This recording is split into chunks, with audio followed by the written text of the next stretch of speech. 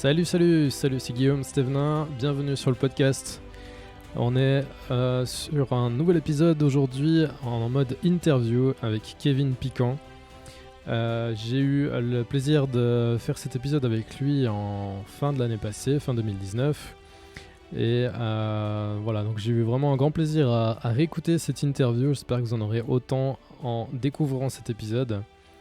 Donc Kevin est quelqu'un qui aime vraiment le contact avec les gens, qui aime beaucoup l'échange, le partage et transmettre son savoir. Donc il est multicasquette, il fait énormément de choses, vous allez le découvrir dans son podcast.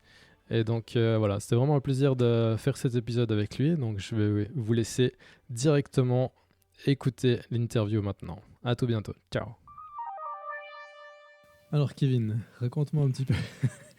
Donc tu fais partie du groupe des Freepreneurs. On s'est aperçu en fait à la réunion des Freepreneurs qu'on a eu dernièrement. On n'a pas eu l'occasion de discuter et ça fait un petit moment du coup que j'ai vu un peu ce que tu postais, des photos. J'ai entendu que tu faisais aussi des dégustations de vin. Exact.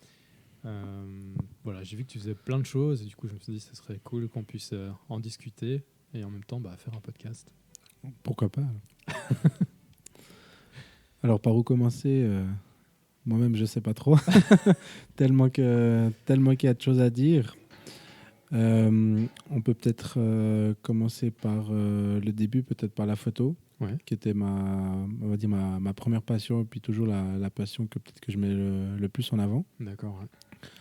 Donc, c'est un peu arrivé, je dirais pas par hasard, mais disons que quand j'étais aux études, je travaillais à côté, j'avais d'autres petits jobs, on va dire, pour survivre. Et grâce à une amie, j'ai pu me lancer un petit peu dans la photographie, donc avec un appareil de base. Ouais. Je voyais ça un petit peu comme une distraction, pas forcément directement un métier pour travailler ou bien pour gagner un peu des sous. Et au fur et à mesure, au fur et à mesure des années, j'ai un peu pris goût à la photographie parce qu'il y a autant le milieu artistique et aussi le milieu technique. Mine de rien, il faut quand même comprendre ce qu'on fait, ce qu'on règle. Il y a un petit peu de maths à comprendre aussi dans la tête en fonction des réglages, donc mine de rien. Et en fait, le tout m'a vraiment, vraiment intéressant. J'ai vraiment accroché. Et ce que j'adore particulièrement, c'est qu'on n'est jamais bloqué. C'est-à-dire qu'il y a toujours une suite, il y a toujours quelque chose à découvrir. Et vu comment la technologie va actuellement, tous les 6 mois, il y a des nouveautés en fait. Ouais. D'accord. Et tu as une spécialisation dans la photo ? Alors oui, en principe, ce que j'adore faire le plus souvent possible, c'est vraiment les paysages. Donc j'adore également voyager, me balader. Quand il fait beau, je sors la moto, donc du coup c'est un bon allié, on va dire. Tu combines les deux. Ouais. Exactement, donc partir à la montagne, faire un petit col, poser la moto, puis après partir en rando, seul ou bien accompagné. Alors, c'est clair que si la personne m'accompagne, souvent on choisit une rando de 2-3 heures parce qu'au final, je sais très bien qu'on va faire 5-6 heures. Avec les arrêts photos, ça prend vite pas mal de temps. Ouais. Alors, il faut avoir un petit peu de patience, mais ça fait aussi partie du jeu parce que d'après moi, on ne peut pas réaliser de bonnes photos si on est stressé. C'est un moment qu'on doit prendre le temps, apprécier, trouver les coins. Disons que finalement, c'est aller un peu plus loin que la simple photo de base où on se balade et puis on fait clic. Ouais. Non, il faut aller un petit peu plus loin, rechercher les endroits, peut-être se baisser, faire le pas de plus que le randonneur de base, peut-être, enfin, je ne veux pas dire randonneur de base, mais que la personne lambda ne ferait pas. Voilà. Ouais. Donc, la photographie paysage, c'est vraiment ce que j'apprécie. Après, je collabore énormément avec des privés, des entreprises aussi. Je fais quelques mariages par année aussi, c'est quelque chose que j'apprécie. Okay. J'ai un contact avec les gens, ça c'est vraiment primordial, je pense, dans le milieu de photographe. Il faut avoir cette fibre pour vraiment communiquer, faire passer son message, et bien sûr que nos photos plaisent à la personne.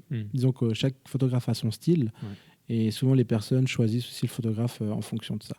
Ouais. Ok. Et donc, tu donnes des formations aussi, hein, c'est juste, par rapport à la photo ? Exactement. Donc, disons que je me suis dit, moi, j'ai appris tout sur le tas. Ouais. Donc, je suis parti vraiment de rien. Je connaissais pas du tout la photographie, encore moins la photo argentique, même si je connaissais de loin le procédé.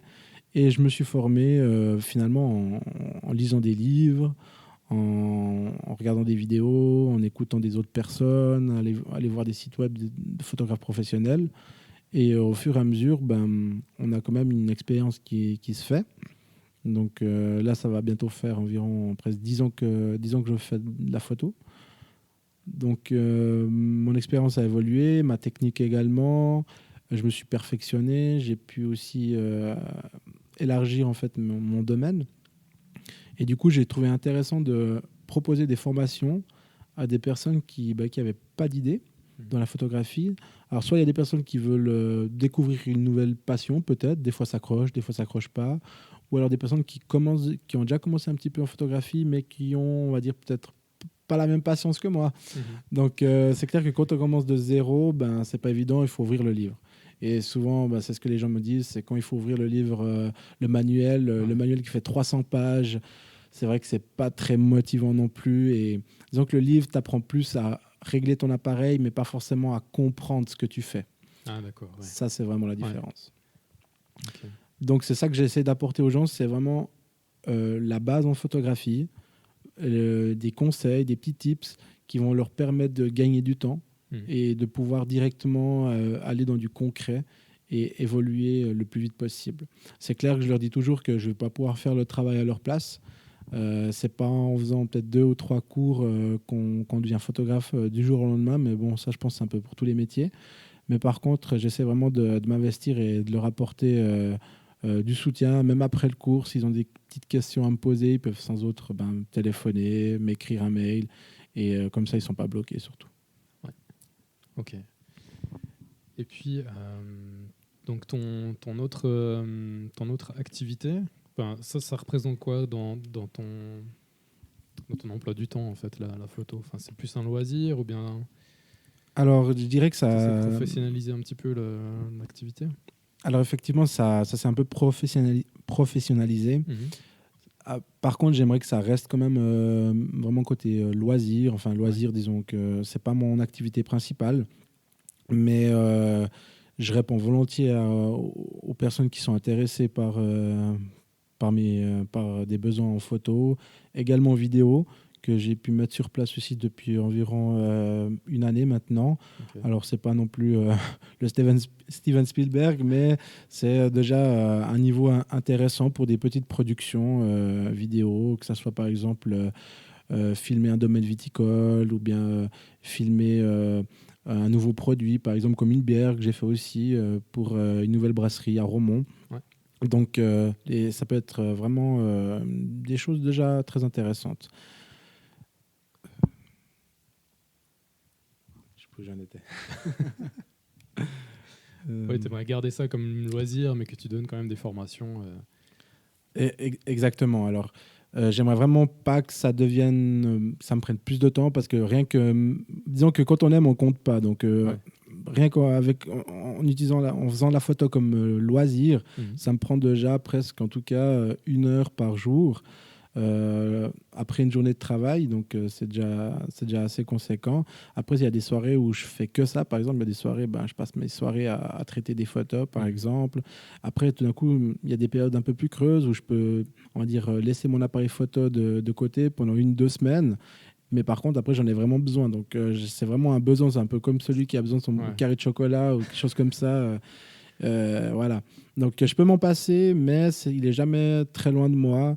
Et mon emploi du temps peut vraiment varier. Alors, il y a des périodes, il y a beaucoup, surtout, on va dire, entre le printemps et l'été, où là, il y a pas mal d'activités, il fait plus beau, donc il y a vite des mandats. Après l'hiver, l'automne, c'est plus justement là des formations, des cours que je donne. Ouais. Comme ça, les gens, ils se préparent l'hiver pour les beaux jours, mais surtout avant de partir en vacances. Ouais, excellent. Bonne idée. Et donc, tu as un travail à 100% ou comment... Qu'est-ce que tu fais dans la vie à part ça? Exactement. Souvent, les gens ils me demandent, mais tu fais quoi dans la vie? Ouais. Alors, la photo, ça reste justement, comme je l'ai dit, une passion, même si c'est une passion que je mets énormément en avant, autant sur les réseaux sociaux. Après, à côté, donc, je travaille effectivement à 100%. Donc, je suis ingénieur électricien dans le domaine ferroviaire. Ok. Donc, c'est un emploi du temps aussi assez chargé. Heureusement, j'ai des horaires, on va dire, normaux. Donc, je commence le matin, je finis le soir. Donc, je n'ai pas besoin de travailler la nuit ou je ne sais quoi. Ouais. Donc, ça me permet justement d'allier ma passion à côté. Donc, je peux sans autre prendre une après-midi de congé si j'en ai besoin pour aller faire des photos à gauche, à droite. Donc, ça, c'est quand même un bon luxe. Ouais. Après, c'est vrai que ça demande quand même une très bonne organisation. Parce que faire des photos, c'est pas tout, mais il y a toute la relation avec le client, donc rencontrer le client, traiter les photos, donc aussi mettre ses photos en avant sur les réseaux sociaux pour justement, pas forcément pour avoir on dirait plus de clients, parce que c'est surtout pour montrer son travail tout simplement, montrer ce qu'on fait, montrer les possibilités. Ça rassure aussi peut-être les personnes qui viennent aussi vers vous, parce que finalement, si on poste jamais, je comprends pas vraiment l'utilité. Donc, il faut montrer ce qu'on fait, parce qu'on peut faire des bonnes photos. C'est comme par exemple un chanteur ou bien un peintre, mais s'il montre jamais ce qu'il fait, finalement, les gens vont pas être au courant. Donc, et puis un jour, il va se dire, mais pourquoi je l'ai pas fait? Donc voilà. Donc ça me prend quand même du temps, mais j'arrive bien à mêler les deux. Voilà. D'accord. Et donc la troisième activité que tu La troisième activité. Alors, la troisième activité, j'ai lancé des initiations à la dégustation de vin depuis 2016 environ. Donc, c'était, disons que c'était pas pour faire plus ou autre chose, simplement que j'aime bien me lancer des petits défis. Et disons qu'en photographie, j'ai encore beaucoup de choses à apprendre, hein, ça c'est clair. Mais j'avais envie de voir un petit peu autre chose aussi. Et par hasard, j'étais pas trop vin, on va dire, c'était plus bière, en fait, des choses comme ça, un peu plus, peut-être de jeûne, je sais pas. Et le vin est venu, on va dire, plus tard, donc vers 25, 26 ans. Et j'ai vraiment voulu, en fait, m'intéresser à ce domaine-là. Parce que souvent, quand on est au travail ou bien qu'on a des contrats à signer, par exemple, ou doit rencontrer des gens, souvent... il y a un apéro qui n'est pas très loin, ou alors on dit souvent qu'on signe un bon contrat avec une bonne bouteille. Donc voilà, ça peut être intéressant aussi de connaître un peu plus ce domaine-là. Et donc justement, j'ai voulu m'y intéresser. Et ce que j'ai remarqué, c'est qu'en étant jeune, on a tout de suite un petit peu une étiquette en fait, qui est mise sur nous. C'est lui, il connaît rien du tout, de toute façon. Je vois pas pourquoi j'ai envie de lui expliquer ce que je fais. Il n'a pas d'argent, donc il va pas m'acheter mes bouteilles. Il veut juste déguster puis boire. Et alors, ça peut être vrai, hein, bien sûr. Hein, c'est pas un cliché pour rien. Mais j'ai trouvé dommage d'être tout de suite catalogué en fait par ça peut être soit des vignerons, soit des chefs d'entreprise, par exemple. Et du coup, j'ai voulu en savoir un peu plus sur le domaine. Du coup, je me suis dit, il faut que je fasse quelque chose, parce que je ne suis pas le seul dans ce cas-là, à mon avis. Il y a plein d'autres personnes. J'ai aussi des amis, justement, ils adorent aussi le vin, mais ils ne connaissent pas forcément grand-chose. Alors, je me suis dit, qu'est-ce que je pourrais faire pour les jeunes ? Et c'est là que j'ai eu l'idée de mettre sur place des initiations à la dégustation.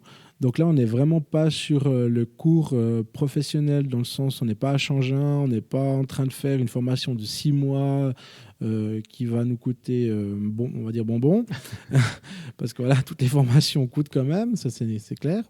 Mais on est plus sur une formation, on va dire, conviviale, accessible, aussi un peu comme la photographie pour toute personne qui a envie d'élargir ses connaissances générales.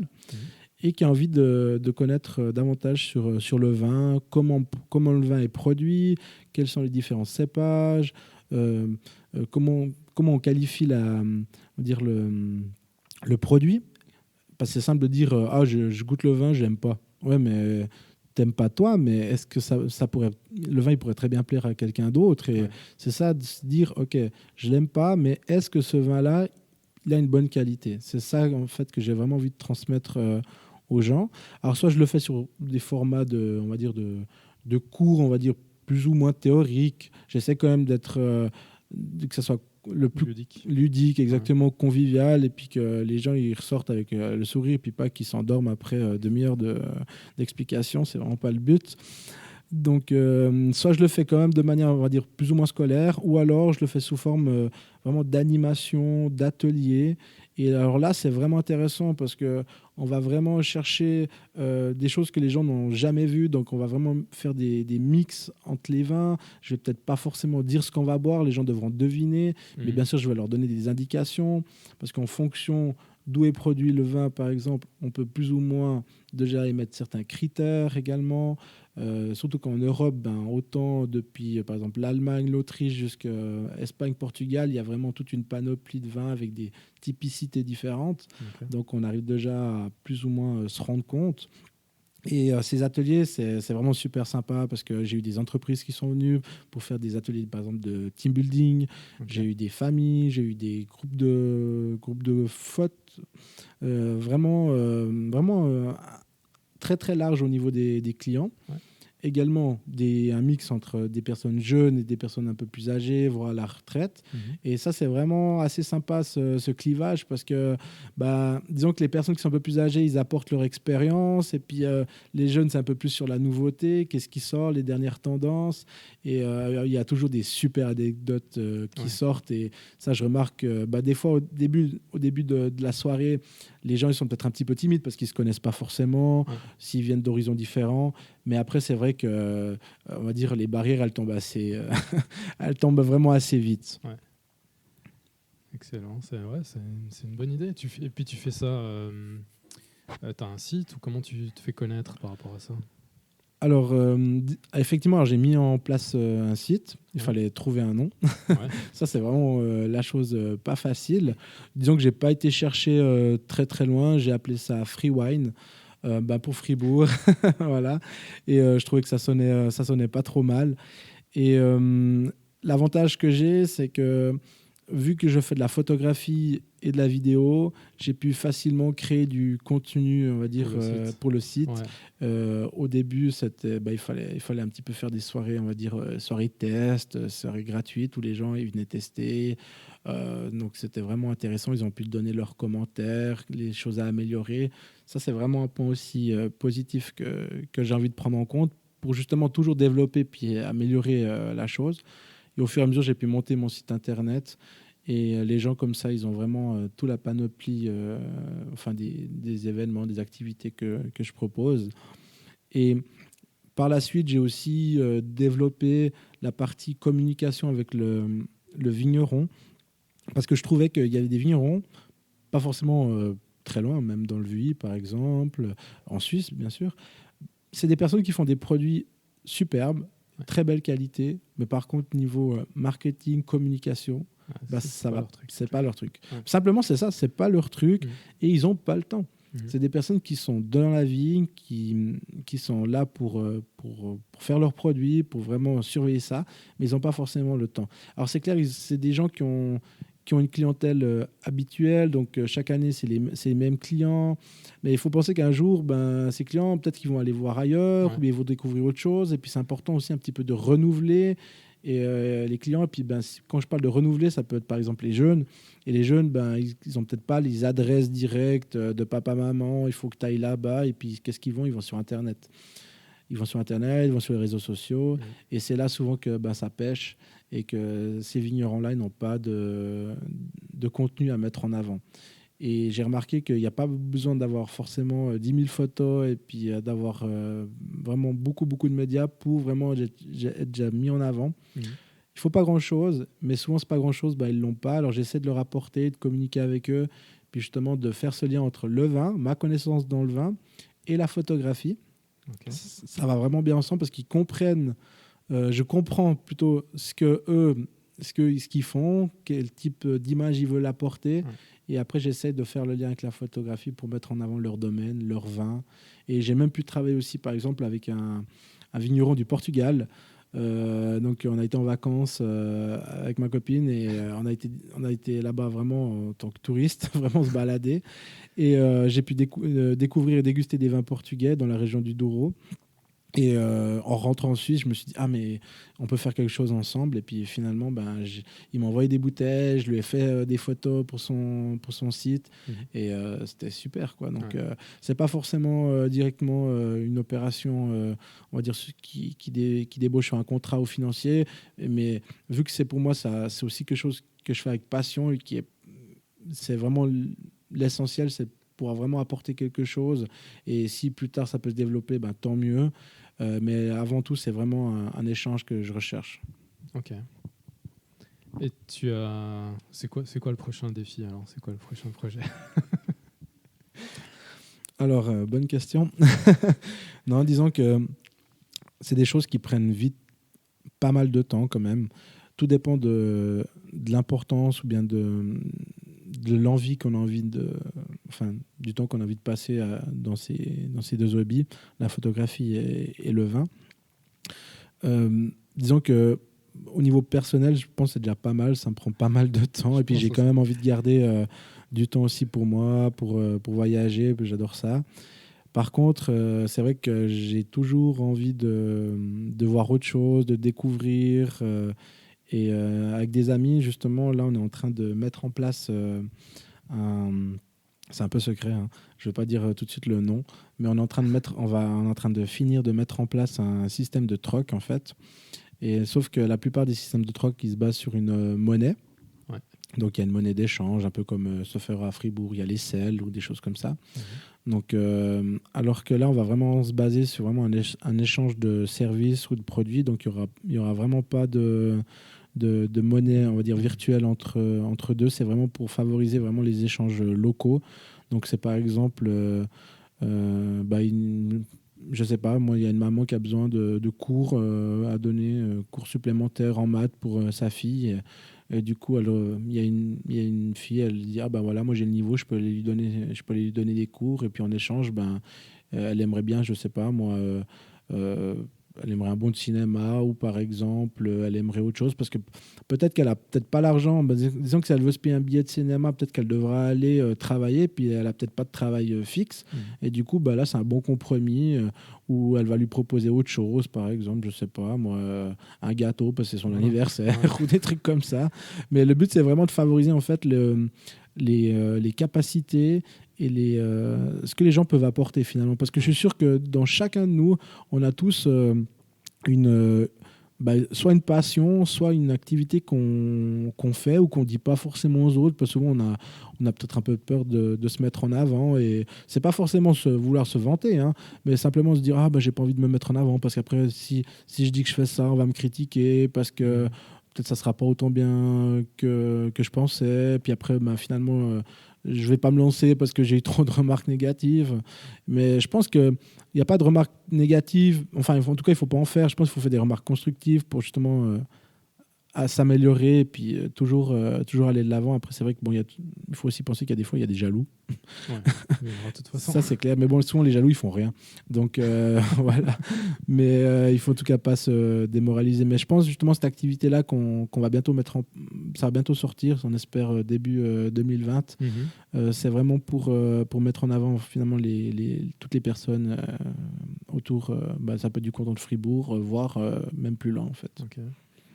Donc, ce qui te plaît, en fait, c'est de pouvoir aller puiser dans les ressources des gens, voir qu'est-ce qu'ils peuvent proposer, qu'ils utilisent leurs qualités et mettre ça en avant, en fait. Et puis, que ça profite à la communauté. C'est un peu ça qui t'anime. Exactement. C'est surtout le côté, en fait, social, en fait, de la rencontre des personnes, on se dit, voilà... Peut-être que, comme j'ai dit avant dans l'exemple, cette étudiante qui va donner un cours et puis cette maman qui recherche justement quelqu'un pour sa fille, peut-être ça va créer une amitié peut-être entre ces deux personnes et le cercle va s'élargir également. Donc ça peut aussi, souvent, nos jours avec les réseaux sociaux, on quitte jamais notre écran, notre téléphone et c'est un petit peu des fois aussi dommage. Alors de pouvoir rassembler un petit peu les gens, un petit peu comme ce que tu as fait aussi avec les freepreneurs, justement, de ne pas tout en rester derrière cet écran, de pouvoir se rencontrer, échanger, je trouve que c'est quelque chose que les gens recherchent finalement. Ouais. Les gens, ils ont vraiment besoin de ça. Et alors c'est ça que j'essaie d'apporter, soit par cette future nouvelle activité, nouvel échange, soit par mes activités. C'est toujours ce côté un peu social, discussion, parce que typiquement, quand je fais de la photographie, ça ne s'arrête pas à prendre des clichés. Donc, il faut essayer de connaître les gens, les mettre à l'aise. Il n'y a pas forcément tout le monde qui est à l'aise devant un appareil photo. Moi, le premier, peut-être. Donc, du coup, il faut vraiment essayer de trouver les mots. Et c'est là qu'est tout l'enjeu, en fait. Donc, il n'y a pas simplement clic. Il y a vraiment tout le reste. Et c'est là qu'on sait si on a réalisé vraiment une bonne série de photos ou pas. Ok. Dans ton travail que tu as d'ingénieur, tu as beaucoup de contacts avec les gens aussi, ou comment ça se passe? Alors oui, au quotidien. Donc plus précisément, actuellement je suis chef de projet. Donc c'est-à-dire que j'élabore des projets de A à Z. Donc on va regarder ce que veut le client finalement, ses besoins. Et on va étudier son cas. Qu'est-ce qu'il a besoin pour mettre en place tel ou tel système. On va faire des séances avec lui, on va se coordonner, on va regarder avec peut-être des autres prestataires aussi. Donc c'est vraiment assez global, on va dire. Et le but, c'est vraiment d'atteindre le but de départ. Alors, j'ai contact avec les clients en principe chaque jour, soit par des séances, soit par téléphone, mail, Skype. Des fois même WhatsApp. Donc, c'est quelque chose qui est vraiment régulier. Puis c'est vrai que ça m'aide aussi dans mes activités. Alors, je ne sais pas si mon activité professionnelle m'aide dans mes activités photo ou bien plutôt l'inverse. Je sais pas, je pense que c'est un mix un peu un mix des deux, parce que c'est pas du tout le même contexte. Donc, on est plutôt sur un contexte soit professionnel, soit plutôt photo, vin, c'est plutôt, on va dire... je dirais pas détente, mais plus, un peu plus loisir, voilà, c'est un peu plus cool. Donc c'est un bon mariage des deux. Et ce que j'aime bien, c'est même dans mon activité de photo de vin, c'est toujours être bien respecter le client, bien le mettre en avant, et puis aller rechercher toujours ce qu'il veut. Ne pas essayer de... Alors, peut-être certains vendeurs le feraient un petit peu, de vendre un peu plus, voilà. Mais moi, c'est vraiment pas ce que je recherche. Je veux vraiment essayer d'apporter au client ce qu'il recherche. Donc, s'il veut ça, je ne veux pas lui proposer plus. Parce que je vais peut-être lui montrer ce que je fais en plus, mais je ne veux pas le forcer à lui dire « Ah, prenez plutôt ça, vous serez gagnant parce que voilà, moi, je peux gagner plus. » Non, le but, c'est vraiment que le client, quand il repart, il se dit « Voilà, moi, je n'ai pas été berné, j'ai eu la prestation. » Et justement, je suis content avec ça. Parce qu'il n'y a rien de pire. C'est comme quand tu vas chez un garagiste et puis tu vas faire ton service et puis tu t'attends à 300 francs, puis tu ressors avec 3 fois plus. Et puis tu n'as pas dit mais vous aviez encore ça à faire. Donc voilà, le but, je pense, c'est vraiment d'être sincère avec les gens. Et c'est comme ça que finalement, on peut se développer une activité. Et que, disons que je pense que mes activités se développent énormément grâce au bouche à oreille. Sincèrement, je pense que le 60-70% de ma clientèle, c'est du bouche à oreille. Et puis c'est top. Finalement, je préfère encore, même si je publie énormément de choses sur les réseaux et sur mon site, je préfère que ce soit via le bouche à oreille parce que c'est encore plus gratifiant et ça montre que les personnes, finalement, elles ont aimé ton travail. Alors, c'est pas forcément les personnes qui vont aller mettre un commentaire en disant super, il m'a fait des belles photos ou tout, mais c'est des personnes que le jour où elles entendent d'autres personnes qui recherchent justement pour un photographe, elles vont se dire ah ouais, mais attends, moi je l'ai eu, contacte-lui, tu verras, il était vraiment sympa en fait. Dernièrement, tu as publié quelques photos qui ont eu pas mal de succès, notamment celle de Remont, là. Oui. Qui est passée dans la presse, c'est ça hein Écoute, elle est passée en tout cas sur certains réseaux sociaux du tourisme ou des choses comme ça. Et c'est un peu des photos différentes. Disons que c'est un peu un mix, en fait, c'est un montage. Alors, je précise quand même que c'est un montage parce que justement, encore une fois, dans la photo, il y a des personnes qui pensent qu'on peut tout faire en 2 minutes et avec un seul et même appareil. Alors non, exactement, avec une application sur smartphone. Alors voilà, même si je sais très bien que les appareils, les téléphones portables maintenant, c'est vrai que des fois c'est un petit peu rageant même pour moi. Ils font des très belles photos. Après, voilà, je reste au conventionnel quand même parce que c'est aussi le plaisir de pouvoir déclencher et puis pas peser sur un bouton tactile. Donc voilà. Mais effectivement, cette photo que j'ai publiée, elle a bien marché parce que c'est quelque chose de nouveau. C'est un montage, mais c'est pas non plus, on va dire, de la retouche trop forte. C'est vraiment simplement 2 photos superposées en jouant sur un petit peu la profondeur de champ, les calques. Et quand je fais ce genre de montage, c'est toujours dans le but de valoriser en fait quelque chose sur la photo. Donc sur cette photo-là, c'était vraiment la ville de Romont et ses remparts que je voulais mettre en valeur. Et apparemment, ça a bien fonctionné. C'était un peu une première parce que je ne suis pas trop un adepte du montage, vraiment. Mais je trouve que c'est quand même... il y a quand même beaucoup de possibilités. Puis, disons qu'on n'est presque pas forcé, mais attiré par ça, vu les possibilités qui sont faites de nos jours. Ouais, puis ça prouve aussi que tu as certaines compétences là-dedans, et du coup ça peut aussi, justement, comme tu disais avant, sécuriser un peu les gens qui cherchent à demander un photographe. Voilà, de voir ce que tu as pu faire, ça va justement... Exactement, ça montre qu'on se développe, qu'on est à l'écoute des nouvelles technologies. Ça montre qu'on sait faire un peu plus... peut-être que ce n'est pas quelque chose que je vais proposer forcément dans mes prestations, mais ça montre qu'on sait faire un peu plus que la base. Ouais. Et c'est vrai que, comme tu dis, ça peut rassurer aussi les gens et ça les attire aussi, parce que je remarque aussi que les gens, souvent, ils voient une photo. En gros, je dis peut-être un exemple bidon, mais tu fais une super belle photo, tu t'appliques, tu fais 2 heures dessus, tu attends vraiment le beau coucher de soleil, par exemple, tu la postes et puis tu as 10 likes. Et puis tu vas sur Instagram, tu vois le compte de Ronaldo, et puis il tire sur le ballon, et puis il a 1 million de vues. Donc tu vois, c'est vraiment pas comparable.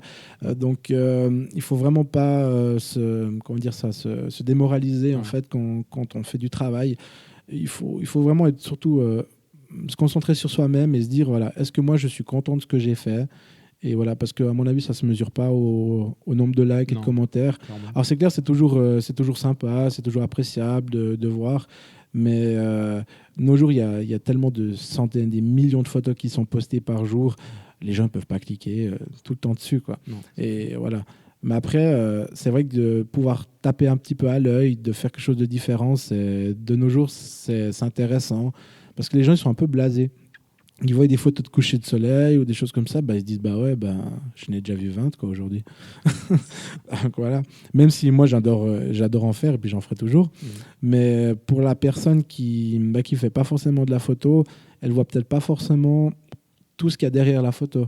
Toi, elle voit pas par exemple que tu t'es resté 2 heures peut-être en hiver au froid avec des gants à bonnet à attendre, que tu as dû changer ta batterie parce que l'autre elle était déjà vide parce qu'avec le froid elle l'a pas aimé. Tu vois, il y a vraiment tout aussi le repérage du lieu, par exemple, elle voit pas forcément tout ça.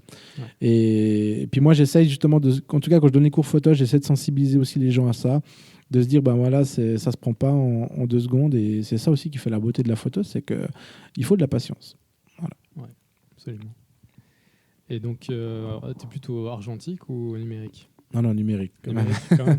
Tu utilises encore l'argentique ? Non, alors sincèrement, je sais que mon père en a fait quand il était jeune. Après, disons que moi, quand je me suis mis à la photo, c'était tout de suite du numérique. Ouais. Disons que c'est aussi une question peut-être de coût. L'argentique disparaît de plus en plus et coûte énormément aussi. Donc, on n'a pas la possibilité de faire une photo. On ne peut pas l'avoir tout de suite, donc il faut attendre. Ouais. On ne sait pas ce qu'on a fait. Puis disons que voilà, c'est vrai qu'on a envie de voir ce qu'on a fait, de pouvoir la publier peut-être le soir même. Ouais. Ça permet aussi d'être réactif, le numérique. Je peux faire une photo, puis 2 heures après, il est sur les réseaux sociaux. Et voilà, c'est dynamique. Alors que si j'envoie ma bande à développer, je la reçois 3-4 jours après, voire plus, voilà, il n'y a peut-être pas le même effet qui se fait. Même si je pense que les meilleurs photographes, c'est vraiment ceux à mon avis, qui ont débuté à l'argentique parce qu'il y avait encore plus de technique et puis il n'y avait, entre guillemets, pas le droit de se louper, en fait. Ouais. C'est pour ça, par rapport au téléphone portable, c'est vrai que maintenant, tout le monde peut faire de la bonne photo. Et ça, à mon avis, ça péjore un petit peu peut-être le métier. Alors, moi, je le suis pas à 100% non plus. Je fais ça, comme je t'ai dit, par passion, même si j'en pratique beaucoup, quasi tous les jours un petit peu. Mais c'est vrai que pour les photographes vraiment professionnels qui vivent de ça, je pense que ça peut être quand même un petit peu dérangeant parce que ces appareils, enfin ces smartphones font des bonnes photos et ça remplace quand même le travail du photographe qui avant était, je dirais, quasi indispensable. Ouais. Après, par ton expérience, par ton œil de photographe avisé, etc., tu vas faire transmettre quelque chose de différent que quelqu'un avec un smartphone n'arrivera pas à faire passer. Exactement. Donc, souvent, les gens, ils sortent leur smartphone et puis ils voient quelque chose de beau et puis ils font clic, clic, clic, clic et puis voilà, puis après ils l'envoient. Et le but, disons que c'est pas de faire... moi, j'essaie toujours de mettre disons que mieux mettre en valeur la qualité plutôt que la quantité. Parce que c'est tellement simple de faire des rafales photos. Tu fais 10 photos à la seconde et puis finalement, tu n'as rien de valable. Donc, c'est pas très intéressant. Donc, par exemple, si je prends l'exemple d'un mariage photo, c'est vraiment le genre de journée où tu peux faire peut-être 1000, 2000, 3000, 5000 photos. Moi, j'essaye, même durant la journée, de trier déjà mes photos, par exemple, sur l'appareil. De déjà me faire un sorte de petit feedback. Est-ce que ces photos elles sont bien, celles-là un peu moins bien, il faut que j'adapte un petit peu par rapport aux personnes qui sont là, d'effacer déjà les photos qui seront moins bien, parce que il faut vraiment s'adapter en fonction des personnes, mais aussi par exemple de la météo. Si je te donne par exemple un exemple, j'avais fait un mariage photo et puis le temps était vraiment pas au beau fixe. Il faisait un peu beau, après il pleuvait, il faisait beau, il pleuvait. Donc quand tu as un nuage qui passe devant le soleil tous les 30 secondes, disons que tu dois vraiment tout le temps adapter tes réglages. Et puis là, c'est vrai que c'est... Enfin, je dirais pas que c'est pénible, mais c'est assez contraignant parce qu'il faut vraiment bien s'adapter. Sinon, tu risques d'avoir une photo sur deux qui est une claire, une sombre, etc. Donc ça demande justement de la réflexion et puis d'être dynamique pour toujours avoir une qualité irréprochable en fait. Voilà. Puis que tu sois professionnel ou comme moi qui fait ça, on va dire semi-professionnel par passion, à mon avis, on a tous envie de faire du bon travail. Voilà. Est-ce que tu as un message particulier à faire passer aux auditeurs ? Soit par rapport au projet, à des gens qui hésiteraient à se lancer ou...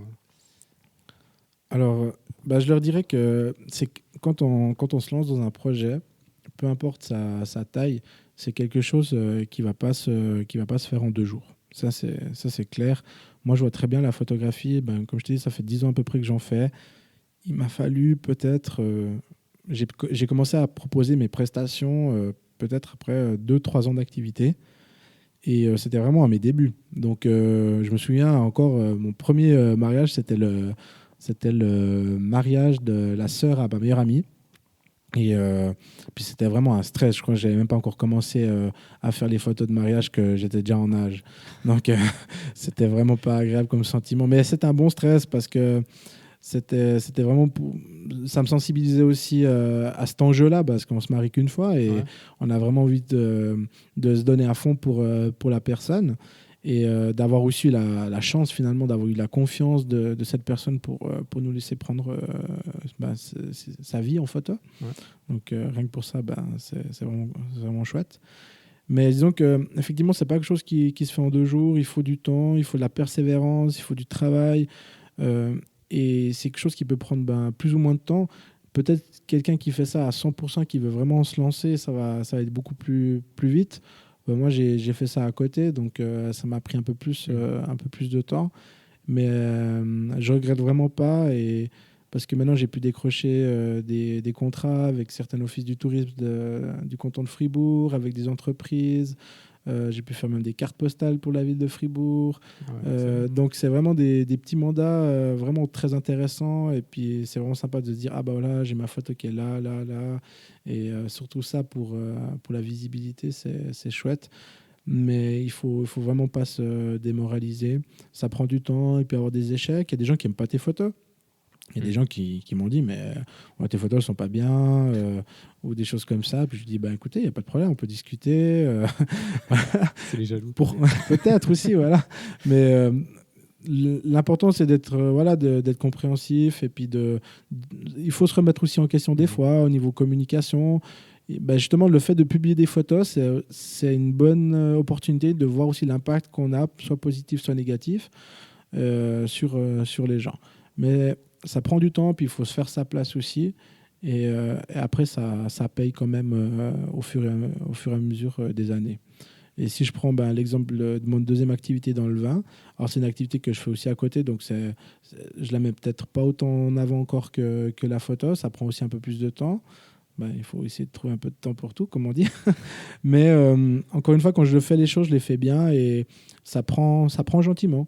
Et c'est pas encore vraiment dans les mœurs en Suisse, c'est plus typiquement en France. En France, c'est assez connu ce genre d'activité où tu as un animateur qui t'explique des choses sur le vin. Ouais. Alors qu'en Suisse, on a encore, en principe, on va chez un vigneron directement. Sauf que des fois, on n'ose pas aller toquer à la porte parce qu'il va nous raconter des choses, mais on ne va rien comprendre. Parce que voilà, disons que moi, j'interviens vraiment entre deux en fait. Je vais donner les bases pour que justement, la prochaine fois que les personnes vont chez un vigneron, elles ont déjà un vocabulaire et des mots-clés, puis exactement une petite compréhension. Et du coup, le vigneron, il est beaucoup plus attentif aussi. Ouais. Donc voilà. Mais ça aussi, ça se fait gentiment. Il faut essayer de montrer aux gens les bénéfices de venir, par exemple, passer une petite formation comme ça chez moi.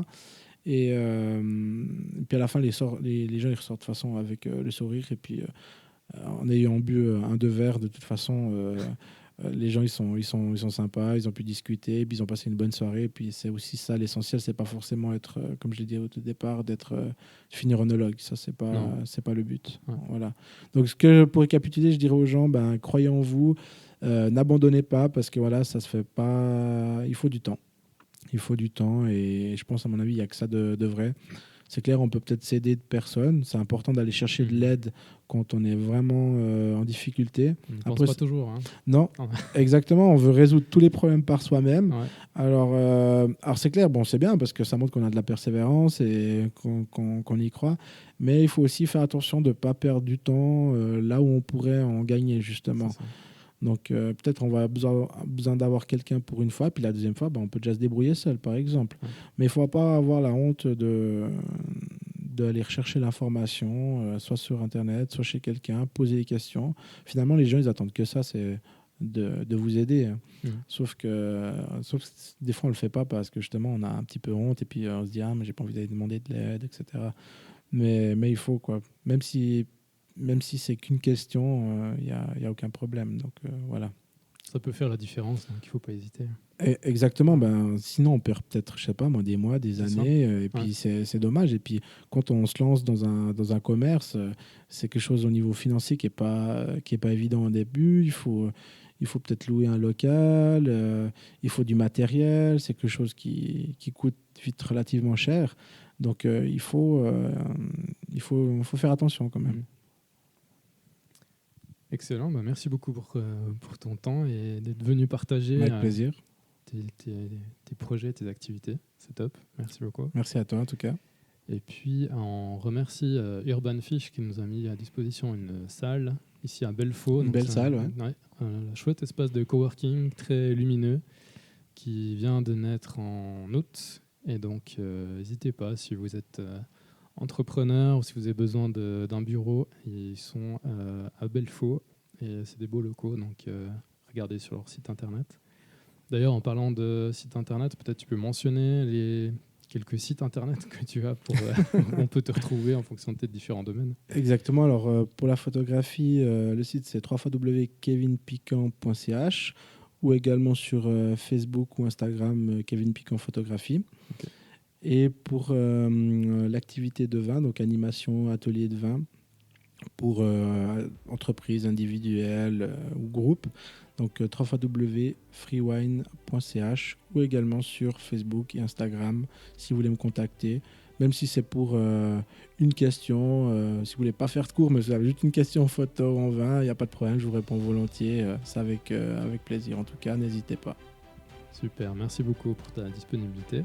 Merci. Je te souhaite plein succès alors, pour tous tes différents projets et pour le prochain à venir. Ça me paraît être intéressant. On espère en tout cas. Ouais. Super. Super. À bientôt. Merci bien. Merci. À bientôt.